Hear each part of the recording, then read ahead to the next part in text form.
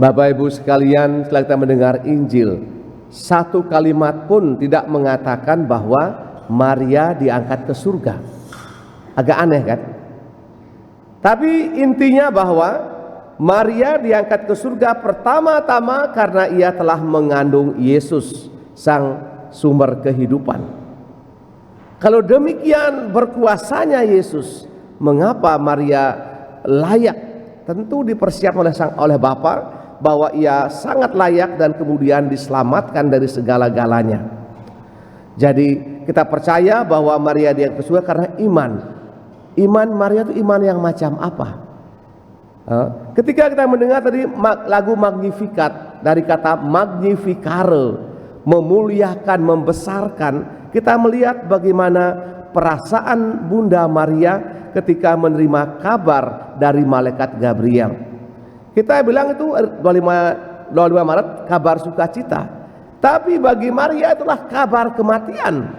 Kenapa kabar kematian, Bapak sekalian? Ketika Maria menerima kabar kamu akan mengandung, kan dia bertanya, bukan?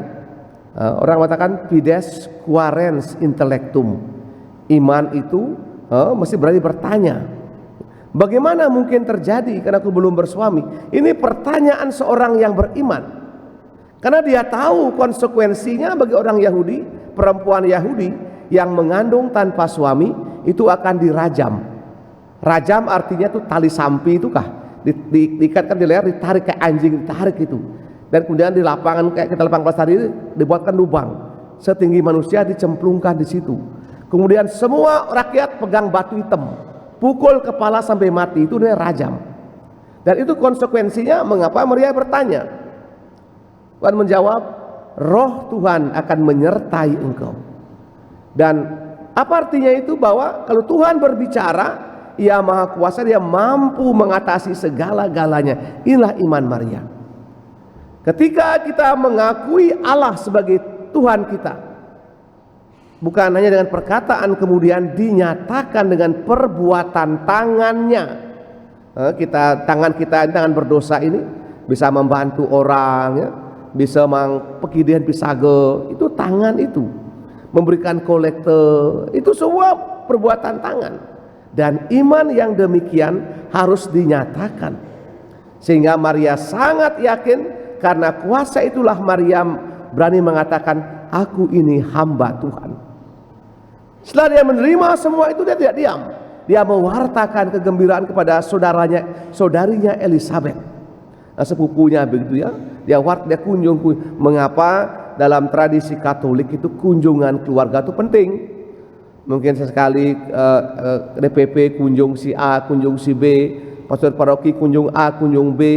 Tapi sehingga ada saudara dadong komplain ke saya nih, Romo kalau sing ten nengok dadong mirip dadong sing lah celeng sing tan dengok nih. Ya, kalau mau dengokan ngobrol celeng dong, tak dengok terus, tak bilang begitu. Nanti tak minta celeng tak guling makan bersama-sama nanti tanggal 15 September, saya bilang begitu.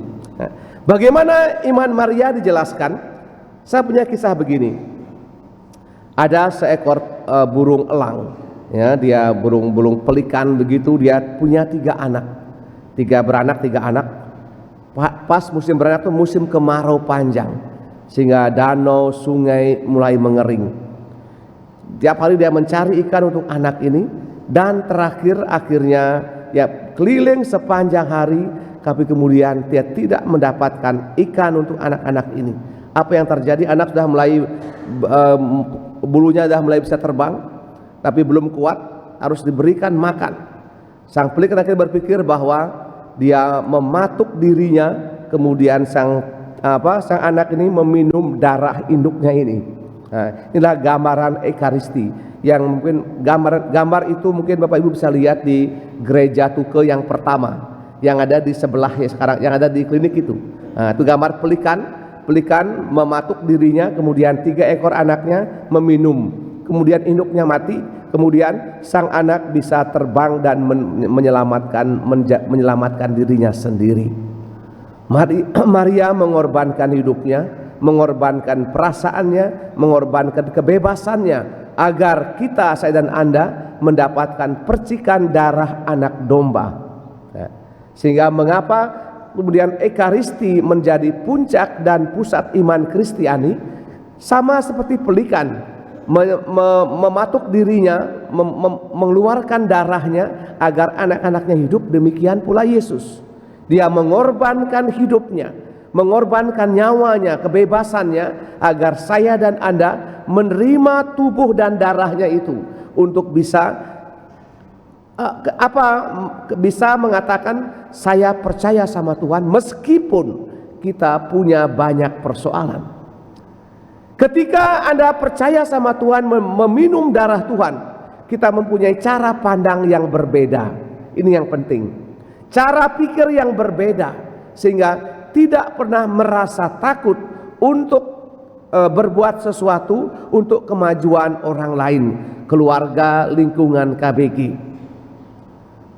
Kenapa demikian? Karena kekuatan darah Kristus ini menggerakkan kita semua seperti itu. Inilah yang saya yakini sebagai imam, bahwa kita punya kekayaan yang luar biasa. Ketika saya dan Anda mencintai Ekaristi, kekuatan yang tidak pernah kita bayangkan merasuki pikiran, hati, dan segala rencana kita. Mungkin gagal, mungkin tertunda, tapi kekuatan Allah tidak bisa dibendung. Dia akan menggunakan banyak orang. Yang saya bilang tuh istilahnya magic hand. Misalnya kita buat sesuatu yang mungkin selama ini kita bisa buat.